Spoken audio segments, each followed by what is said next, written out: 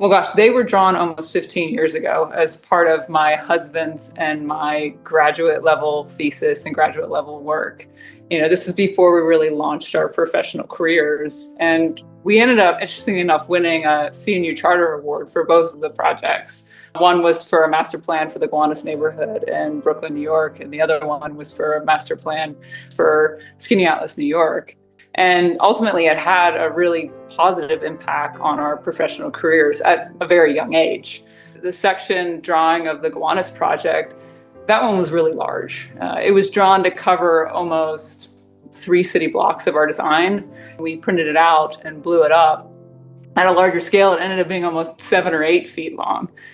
I think there's really something compelling about that, really calling you to engage and literally walk through the drawing to be able to see how the design of the place progresses from one side of the neighborhood to the next and how each space is connected as though you're walking down the street through the neighborhood.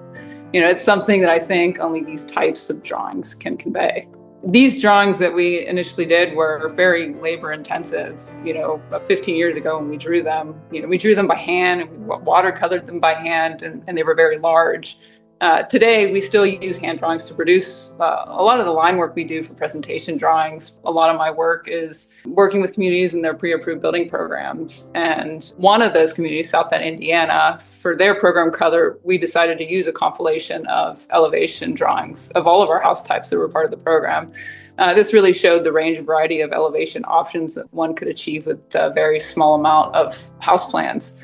That program cover has really become the poster child and image everyone refers to when talking about pre-approved buildings, which I think shows the power of illustration to convey an idea or concept.